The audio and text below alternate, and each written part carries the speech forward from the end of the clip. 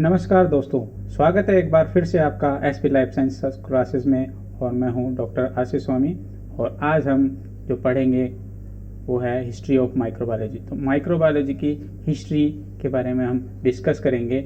और जो है माइक्रोबायोलॉजी की हिस्ट्री के दौरान जो है कुछ पायनियर साइंटिस्ट के बारे में बात करेंगे। पायनियर साइंटिस्ट हुए contributed for the development of microbiology. Microbiology के डेवलपमेंट में उन्होंने अपना महत्वपूर्ण योगदान दिया था, उसके बारे में हम बात करेंगे। तो वैसे तो बहुत सारे वैज्ञानिक, महान वैज्ञानिक हुए माइक्रोबायोलॉजी के डेवलपमेंट में, लेकिन कुछ महान वैज्ञानिकों में जो है रॉबर्ट हुक है, एंटोनी वॉन लीवेनॉक है, Louis Pasteur, Robert Koch, Joseph Lister, Edward Jenner, Paul Ehrlich, Alexander Fleming, Selman Waksman जैसे महान वैज्ञानिकों का नाम आता है। तो सबसे पहले एक एक करके इन वैज्ञानिकों के बारे में जानते हैं कि इन्होंने अपना किस तरह से कंट्रीब्यूशन किया था, योगदान दिया था माइक्रोबायोलॉजी के डेवलपमेंट में। और इनसे पहले कुछ महान वैज्ञानिक थे। उनमें से सबसे पहले जो महान वैज्ञानिक थे वो है अरिस्टो, जिनका जो है अरिस्टो, और he was the first person to propose the theory of spontaneous generation. उन्होंने सबसे पहले स्वतः जनन का सिद्धांत या स्पॉन्टेनियस जनरेशन थ्योरी का डेवलपमेंट किया था, या उन्होंने प्रपोज की थी। स्पॉन्टेनियस जनरेशन थ्योरी क्या है? Spontaneous generation theory is the idea that living things, जो लिविंग थिंग्स जो है वो नॉन लिविंग थिंग्स से बनी है, ये उन्होंने बताया था। ठीक है, ये किसने बताया? अरिस्टो ने। तो spontaneous generation is also known as abiogenesis. इसलिए हम इस प्रोसेस को क्या कहते हैं? एबायोजेनेसिस। एबायोजेनेसिस क्यों? क्योंकि नॉन लिविंग को एबायोजन बोलते हैं। ठीक है, और एबायोजन वर्ड कहाँ से आया? नॉन लिविंग से। तो इसलिए इसको एबायोजेनेसिस थ्योरी कहते हैं। और ये इनका जो आइडिया था वो लगभग 2000 साल तक इनका मान्यता में रहा, और लोगों ने इस मान्यता को माना, और 2000 साल तक इसकी मान्यता चलती रही। उसके बाद में जो है नेक्स्ट जो साइंटिस्ट आए जिन्होंने इनकी मिथक को तोड़ा, और वो साइंटिस्ट थे फ्रांसिस्को रेड्डी। ठीक है, फ्रांसिस्को रेड्डी जो है वो फ्रांसिस्को रेड्डी एक इटालियन साइंटिस्ट थे। ठीक है, फिजिशियन थे और एक कवि भी थे। और he acquired the degree in medicine and philosophy और from the university of Pisa university से उन्होंने ये डिग्री प्राप्त की थी। और उन्होंने जो है one of the first to disapprove the spontaneous generation theory. उस समय में वो पहले ऐसे वैज्ञानिक थे उन्होंने इस थ्योरी को नकारा था, इसको रिजेक्ट किया था। और इसके लिए उन्होंने फ्लाइज, मक्खियों को लिया, और मक्खियों के अंडे जो है उसके जो उसको उनको लिया, और ये जो है उसके लिए एक मीट का टुकड़ा लिया। ठीक है, और मीट्स में जो उन्होंने देखा कि उसमें मैगट डेवलप हुए थे, उसको लेकर उन्होंने एक्सपेरिमेंट किया था। ये एक्सपेरिमेंट किसने किया था? अपने समय के महान वैज्ञानिक जो है फ्रांसिस्को रेड्डी ने किया था। आइए हम उसके बारे में जानते हैं कि उन्होंने किस तरह से एक्सपेरिमेंट किया था, क्या किया था। इसके लिए इन्होंने सबसे पहले 3 जार लिए थे। ठीक है, एक जार को jar number 1, 2 and 3। In jar के अंदर इन्होंने क्या रखा? सबसे पहले एक मीट का टुकड़ा रखा, piece of meat,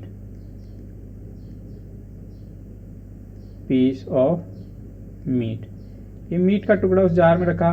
flask unsealed था, और उसमें देखा कि मक्खियां आई। कुछ समय बाद में मक्खियों ने अंडे दिए, और उससे मैगट जो है उनसे नई मक्खियां जो है उनसे प्रोड्यूस हुई। तो ये जो है स्पॉन्टेनियस जनरेशन थ्योरी को प्रूव करता है, ये वाला एक्सपेरिमेंट। उसके बाद उन्होंने डिसअप्रूव करने के लिए क्या किया? फ्लास्क को सील कर दिया। तो यहाँ पर जो है किसी भी तरह का मैगट का डेवलपमेंट नहीं हुआ, नो मैगट्स। ठीक है, कोई भी तरह का मैगट इस फ्लास्क में डेवलप नहीं हुआ। उसके बाद तीसरा फ्लास्क जो है उन्होंने क्या किया? ही कवर्ड विद गॉज के साथ इसने फ्लास्क को कवर किया। तो यहाँ पे देखा कि यहाँ पे मक्खियां आई, लेकिन उन्हें जो है मक्खियों ने अंडे कहाँ दिए? वो बाहर ही दिए। ठीक है, तो ये मैगट जो है बाहर ही रहे, और इसमें भी किसी तरह का नो मैगट का डेवलपमेंट नहीं हुआ। ठीक है, तो इस तरह से उन्होंने प्रूव किया कि जो ऑर्गन पहले से ऑर्गेनिज्म जो है या नॉन लिविंग थिंग्स है उससे जीवों की उत्पत्ति नहीं होती है। जीवों की उत्पत्ति पहले से उपस्थित दूसरे जीवों जो प्री एग्जिस्टिंग ऑर्गेनिज्म होते हैं उनसे ही इनकी उत्पत्ति होती है, इनका जो है ओरिजिन होता है। तो इस तरह से इन्होंने इस एक्सपेरिमेंट से इन्होंने प्रूव किया कि जो है स्पॉन्टेनियस जनरेशन थ्योरी जो है गलत थी। लेकिन अपने समय में वो थ्योरी जो है महान वैज्ञानिक अरस्तु ने दी थी, वो उस समय की मान्यता के अनुसार, समय के अनुसार, कालानुसार सही थी। लेकिन आगे जाके इनमें सुधार हुआ और इन्होंने इसको सुधार किया। ठीक है, तो ये क्रेडिट किसको जाता है? फ्रांसिस्को रेड्डी के पास जाता है। ठीक है, अब आगे बात करते हैं। जो नेक्स्ट साइंटिस्ट थे जो उनका नाम था रॉबर्ट हुक। ये पिक्चर आपके सामने रॉबर्ट हुक की है। ठीक है, और ये रॉबर्ट हुक है और इनका कार्यकाल 1635 से 1703, 1635 टू 1703 तक इनका जो वर्क था। और जो है इन्होंने इन 1665 he reported that the living things were composed of little boxes or cells। तो उन्होंने सेल की डिस्कवरी की थी। सेल को सबसे पहले देखा है ना, ऑब्जर्व सेल। सबसे पहले सेल को, लिविंग सेल को उन्होंने सबसे पहले देखा, सेल्स को देखा प्लांट्स के अंदर। और ही डिवाइज, उन्होंने अपना खुद का एक माइक्रोस्कोप बनाया। He devise compound microscope and illumination. इन्होंने खुद का एक माइक्रोस्कोप, ये पिक्चर आपको दिया हुआ है। ठीक है, इस पिक्चर में आपको इनका खुद का बनाया माइक्रोस्कोप दिख रहा होगा। ये माइक्रोस्कोप रॉबर्ट हुक ने बनाया। तो उन्होंने सेल को सबसे पहले देखा। उसके बाद जो सेकंड साइंटिस्ट हैं वो हैं एंटोनी वॉन लीवेनहॉक। ये एंटोनी वॉन लीवेनहॉक का जो कार्यकाल रहा था वो 1673 टू 1723 तक रहा। He considered the father of bacteriology. Father of bacteriology इनको कहा जाता है। ठीक है, ही मेड सिंपल माइक्रोस्कोप, इन्होंने भी माइक्रोस्कोप बनाया। And begin observing with them, और खुद के माइक्रोस्कोप में इन्होंने देखा। तो ये जो है एंटोनी वॉन लीवेनहॉक ने अपना खुद का माइक्रोस्कोप बनाया, वो उसकी स्ट्रक्चर है। ठीक है, और ही डिस्कवर्ड बैक्टीरिया, इन्होंने बैक्टीरिया को डिस्कवर किया था। ठीक है, और उन्होंने इसको क्या नाम दिया था? एनिमलक्यूल।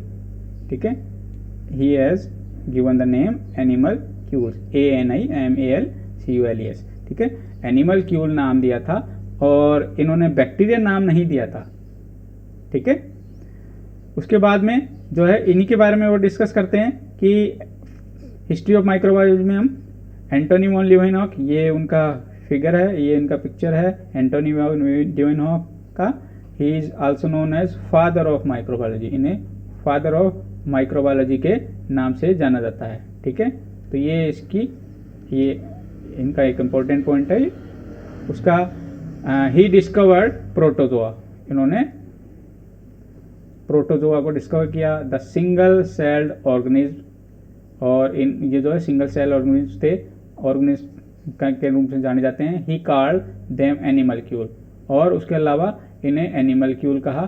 ठीक है, तो एनिमलक्यूल। उसके अलावा he was a Dutch cloth merchant. शुरुआत में इनका जो बिजनेस था, ऑक्यूपेशन था, वो क्या था?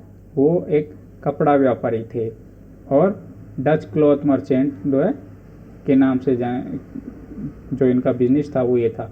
But spent much of time, जो है is spare time constructing simple microscopes composed of double convex lens, और उनको ज़्यादा समय जो है डबल कॉन्वेक्स लेंस जो है उससे इन्होंने माइक्रोस्कोप बनाने में जाता था। वो इस तरह काम करते थे। He publish his article in Dutch language. इन्होंने अपने जो आर्टिकल पब्लिश किए थे वो कौन सी लैंग्वेज में किए थे? डच लैंग्वेज में। ठीक है, डच लैंग्वेज में इन्होंने आर्टिकल पब्लिश किए थे। तो ये कई बार कुछ कंपटीशन एग्जाम पूछ लिया था कि एंटोनी वॉन लीवेनहॉक जो है उनका क्या ऑक्यूपेशन था? वो क्लॉथ मर्चेंट थे। ठीक है, और डच लैंग्वेज में उन्होंने अपने आर्टिकल पब्लिश किए थे। और वो जो आर्टिकल पब्लिश किए थे लगभग 200 के करीब आर्टिकल थे।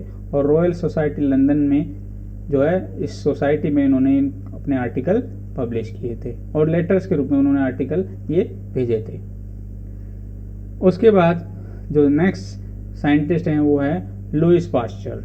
लुईस पास्चर जो है ही इन्वेंटेड, ठीक है, ये पिक्चर आपको दिखा रहा है, दे रहे हैं, ये लुईस पास्चर हैं। और जो है he invented the process of pasteurization. उन्होंने पास्चुराइजेशन की प्रक्रिया का इन्वेंशन किया था, इन्होंने विकास किया था। पास्चुराइजेशन की प्रोसेस के बारे में आगे हम देखेंगे कि पास्चराइजेशन जो है मिल्क को जो है मिल्क किससे रिलेटेड है, और मिल्क में हम मिल्क को थोड़ा सा गर्म करते हैं, गर्म करने के बाद उसको ठंडा करते हैं, जिससे उसमें जो लैक्टोबैसिलस काउंट है वो कम हो जाते हैं, तो इस पास्चराइजेशन प्रोसेस कहते हैं। दूसरी प्रोसेस है इन्होंने फर्मेंटेशन। एक तो पास्चराइजेशन प्रोसेस डेवलप की थी और दूसरी प्रोसेस है वो फर्मेंटेशन का डेवलपमेंट किया था, जिसमें किण्वन की प्रक्रिया जिसमें अल्कोहलिक प्रोडक्शन होता है, ठीक है। तो ये फर्मेंटेशन प्रोसेस भी इन्होंने डिस्कस की। उसके अलावा and the development of effective vaccine, और इफेक्टिव वैक्सीन का भी इन्होंने डेवलपमेंट किया था। और वैक्सीन किसकी बनाई? रेबीज की और एंथ्रैक्स की। रेबीज और एंथ्रैक्स और रेबीज की वैक्सीन इन्होंने डेवलप की थी। Pasteur demonstrated disease of silkworm. Silkworm जो होती है was due to protozoan parasite. Protozoan parasite से होने वाली ये एक बीमारी इन्होंने बताई सिल्कवॉर्म में होती है, ये उन्होंने प्रूव किया था। उसके बाद पास्चर के क्या क्या कंट्रीब्यूशन था? ही कॉइन द टर्म माइक्रोबायोलॉजी। जो माइक्रोबायोलॉजी टर्म है वो किसने दी थी? वो लुइस पास्चर ने दी थी टर्म माइक्रोबायोलॉजी। और इन्होंने बताया कि एरोबिक और एनारोबिक के बारे में भी इन्होंने बताया था कि एरोबिक वो ऑर्गेनिज्म होते हैं जिनको ऑक्सीजन की रिक्वायरमेंट होती है, और एनारोबिक वो ऑर्गेनिज्म होते हैं जिनको ऑक्सीजन की रिक्वायरमेंट नहीं होती, बिना ऑक्सीजन के भी वो सर्वाइव करते हैं और आराम से ग्रो करते हैं, इनको ऑक्सीजन नहीं चाहिए होती है। He disprove the theory of spontaneous generation. Spontaneous generation theory जो है उन्होंने इसको डिसअप्रूव किया था, ठीक है। He demonstrated that anthrax was caused by bacteria. जो एंथ्रैक्स डिजीज है वो बैक्टीरिया द्वारा होती है, ठीक है। And also produce that the vaccine for the disease. He develops the live attenuated vaccine. उन्होंने लाइव एटेन्यूएटेड वैक्सीन जो है लाइव एटेन्यूएटेड वैक्सीन इसका डेवलपमेंट किया था, ठीक है। और ये डिजीज को ट्रीट करने में दी जाती है। लुइस पास्चर, आगे बात करते हैं हम। लुइस पास्चर का जो एरा था वो एक गोल्डन एरा माना जाता है। He is also considered as the father of microbiology, father of medical microbiology, ठीक है। माइक्रोबायोलॉजी और मेडिकल माइक्रोबायोलॉजी में ध्यान रखना है आपको। मेडिकल माइक्रोबायोलॉजी पूछा है फादर ऑफ मेडिकल माइक्रोबायोलॉजी, वो तो है लुइस पास्चर, ठीक है। तो और जो जनरल फादर ऑफ माइक्रोबायोलॉजी पूछता है तो Antonie van Leeuwenhoek. He pointed out no growth took place. उन्होंने जो है एक स्वान शेप नेक जो थी, स्वान नेक शेप्ड जो है ट्यूब्स बनाई, एक फ्लास्क लिया, उनकी जो नेक थी उसको थोड़ा सा मेल्ट किया गर्म करके, और उन्होंने पाया बिकॉज डस्ट इसमें जो है कुछ समय बाद उन्होंने रखा, सूप रखा उसके अंदर, और उसमें देखा कि उनके अंदर किसी तरह की बैक्टीरिया की ग्रोथ नहीं आई। वो क्यों नहीं आई? Because dust and germs had not been trapped. उसके अंदर ट्रैप नहीं हुए थे on the walls of curve neck, ठीक है, कर्व नेक में। बट इफ द नेक, अगर उस नेक को तोड़ दिया जाए तो उसके अंदर जो है वो डस्ट उसमें बैठ अंदर चली जाती है, उसके अंदर जो है बैक्टीरियल ग्रोथ जो है स्टार्ट हो गई, बैक्टीरियल ग्रोथ जो है प्रारंभ हो गई, इमीडिएटली स्टार्ट हो जाती है। तो माइक्रोबियल ग्रोथ जो है इसके अंदर स्टार्ट हो गई, उसको उन्होंने रोकने का तरीका बताया था। Pasteur in 1897 suggested that the mild heating किसकी की जो है मिल्क की हम बात करते हैं, मिल्क में हम पास्चराइजेशन की बात कर रहे थे। मिल्क को अगर 62.8 डिग्री सेंटीग्रेड पर गर्म किया जाए, ठीक है, इस टेम्परेचर पे अगर गर्म किया जाए, ठीक है, तो या फिर हम कह सकते हैं फ़ारेनहाइट में 145 डिग्री फ़ारेनहाइट फॉर 30 मिनट, थोड़ा सा माइल्ड हीटिंग करते हैं, बॉयल नहीं करते हैं, ठीक है। उसके बाद सडन कूलिंग की जाती है, तो इस प्रोसेस को हम क्या कहते हैं? पास्चराइजेशन, ठीक है। तो ये ध्यान रखने वाली बात है कि पास्चराइजेशन, ठीक है, जेशन में जो है टेम्परेचर 62.8 डिग्री सेंटीग्रेड, ठीक है, और ये टाइम कितना रखते हैं? और 30 मिनट तक गर्म किया, ठीक है, हीटिंग। और उसके बाद में क्या करते हैं? सडन कूलिंग, मिल्क की कूलिंग करते हैं। इससे क्या होगा? Number of lactobacillus bacteria, number of lactobacilli ये जो है वो कम हो जाएगा, रिड्यूस हो जाता है, ठीक है। लैक्टोबैसिलाइज का नंबर अगर कम हो गया तो उससे जो है मिल्क को आगे फर्दर कमर्शियल वैल्यू उसकी बढ़ जाती है, क्योंकि मिल्क की कमर्शियल वैल्यू जो है वो लैक्टोबैसिलस के नंबर पर डिपेंड करती है। लंबे समय तक लैक्टोबैसिलस के नंबर कम रहें तो मार्केट में आगे दूर तक कंज्यूमर तक जो है लॉन्ग टर्म के लिए प्रिजर्व बना रहता है और सप्लाई किया जा सकता है। तो इसका एक फाइनेंशियल एस्पेक्ट जो है बहुत बढ़ जाता है। ठीक है, तो उसने जो है पास्चुराइजेशन के प्रोसेस के बारे में डेवलप किया था, इन्होंने बताया था। ठीक है, तो अनडिजायरेबल ऑर्गेनिज जो होते हैं इसमें इनको हटा दिया जाते हैं। ठीक है, without ruining the taste of product, और इससे जो है इस प्रोसेस में प्रोडक्ट का टेस्ट, ठीक है, वो चेंज नहीं होता है। The process was called pasteurisation. इस प्रक्रिया को उन्होंने पास्चुराइजेशन कहा, उन्हीं के नाम पे इस प्रोसेस को पास्चुराइजेशन कहा जाता है। अब आगे बात करते हैं, ये इन्होंने इस तरह का इन्होंने काम किया था। ये इन्होंने क्या किया कि इस तरह का स्टरलाइजेशन प्रोसेस किस तरह से रोकते हैं बैक्टीरिया की ग्रोथ को, उन्होंने बताया था। उन्होंने इस तरह का फ्लास्क लिया, फ्लास्क को गर्म करके हीट किया। ठीक है, उसकी नेक जो है, ठीक है, नेक को थोड़ा स्वान नेक बना दिया, स्वान शेप नेक इन्होंने बनाई थोड़ा गर्म करके। और उसके बाद इसमें सूप रखा, फ्लास्क में सूप रखा, मीट सूप रखा, और इसको थोड़ा सा रख दिया कुछ टाइम के लिए। तो उन्होंने देखा कि कुछ टाइम के बाद में जो बैक्टीरिया के अंदर इसके अंदर नहीं आए। क्यों नहीं आए? क्योंकि जो डस्ट और माइक्रोब्स होते हैं उसकी नेक पे अटक गए और आगे नहीं जा पाए, तो जो है ग्रोथ नहीं हुई। दूसरा, इन्होंने हीट अप्लाई किया और सूप को गर्म किया, लेकिन नेक को तोड़ दिया। ठीक है, नेक को इन्होंने हटा दिया। तो और उसके कुछ समय बाद रखा तो उसके अंदर देखा कि बैक्टीरिया उसके अंदर प्रेजेंट थे। तीसरी प्रोसेस में हीट अप्लाई किया, नेक जो होती है इसको थोड़ा सा इस तरह से टेढ़ा करके रखा, थोड़ा सा टिल्ट करके रखा कि जो है उसके अंदर एयर उसमें सप्लाई हो जाए। तो बैक्टीरिया, उसके बाद उन्होंने देखा कि बैक्टीरिया उसके अंदर प्रेजेंट थे। ठीक है, इसके अंदर बैक्टीरिया प्रेजेंट थे, लेकिन इस प्रोसेस में बैक्टीरिया नहीं थे। तो इस तरह से उन्होंने स्टरलाइजेशन की प्रोसेस जो है थोड़ा सा उसके बारे में भी इन्होंने एक्सप्लेन किया और अपने एक्सपेरिमेंट से प्रूव किया कि जो है जर्म फ्री एयर जो होती है उसके अंदर बैक्टीरिया नहीं होते हैं। उसके बाद जो है नेक्स्ट जो साइंटिस्ट हैं वो है रॉबर्ट कॉच। कॉच जो है किस लिए जाना है? Koch is also known for germ theory of disease. Germ theory of disease जो होती है वो उन्होंने कॉच ने दी थी, और इन्होंने ये बताया था इस थ्योरी में कि प्रोवाइडिंग दैट स्पेसिफिक डिजीज, जो स्पेसिफिक डिजीज होती है वर कॉज्ड बाय, ठीक है, स्पेसिफिक पैथोजेनिक माइक्रोब्स। जो रोग होते हैं, विशेष तरह के ऑर्गेनिज्म होते हैं, उसके कारण काम जो है डिजीज होती है। ठीक है, he develop a series of criteria. उन्होंने एक क्राइटेरिया डेवलप किए जिनको हम कोच पोस्टुलेट के नाम से जानते हैं। कोच पोस्टुलेट के नाम से जाना जाता है इस तरह के क्राइटेरिया उन्होंने डेवलप किए थे, जिनको कोच पोस्टुलेट में 2-3 इन्होंने क्राइटेरिया दिए थे। और उन्होंने बताया था कि जो डिजीज पेशेंट है अगर उससे माइक्रोब्स आइसोलेट किए जाएं और हेल्दी में वापस ट्रांसफ़र किए जाएं तो वो हेल्दी ऑर्गेनिज्म होता है वो डिजीज हो जाता है। अब फिर उस हेल्दी जो ऑर्गेनिज्म जो डिजीज हो गया उससे वापस से उस माइक्रोब्स देखें और डिजीज पेशेंट के माइक्रोब्स को देखें तो सिमिलर थे। तो इस तरह के जो है इन्होंने कोच पोस्टुलेट डिटेल में उन्होंने कोच पोस्टुलेट के नाम से दिए थे, उसको हम आगे देखेंगे। Koch was the one of the first scientist to focus on isolation. उन्होंने आइसोलेशन पर फोकस किया था ऑफ बैक्टीरिया। बैक्टीरिया को उन्होंने आइसोलेट किए थे और इन बैक्टीरिया को जो आइसोलेट किया था उनको प्योर कल्चर कहा।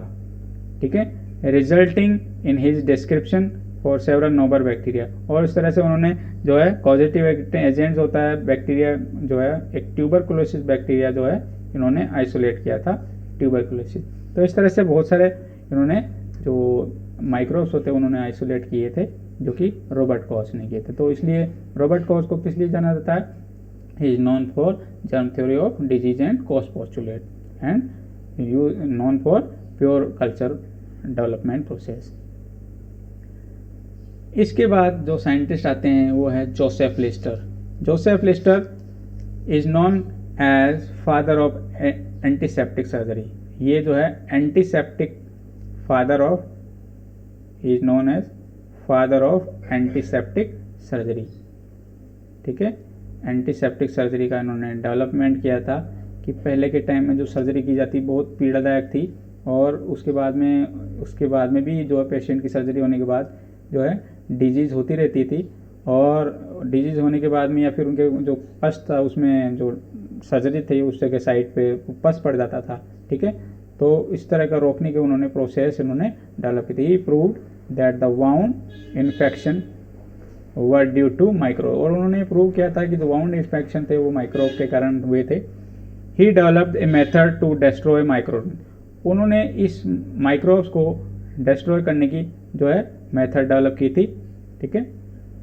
तो he develop the process to destroy the microbe in the operating theatre, जो ऑपरेशन थिएटर होते हैं वहाँ पर इन्होंने क्या किया कि spraying a mist of carbolic acid, carbolic acid इन्होंने जो है कार्बोलिक एसिड जो है ये इन्होंने स्प्रे किया था, और ये एयर में स्प्रे किया था। और उसके बाद उन्होंने देखा कि सर्जरी के दौरान जो है पहले स्प्रे किया जाए, और बाद में देखा कि इन्होंने रिजल्ट बहुत अच्छे प्राप्त हुए थे, और पेशेंट के अंदर पस पड़ने की पॉसिबिलिटी कम हुई और डेथ रेट जो है रिड्यूस होगी। तो dramatically reduce the number of people dying due to surgical sepsis, surgical sepsis के कारण लोगों की मरने की जो रेट थी वो कम हो गई।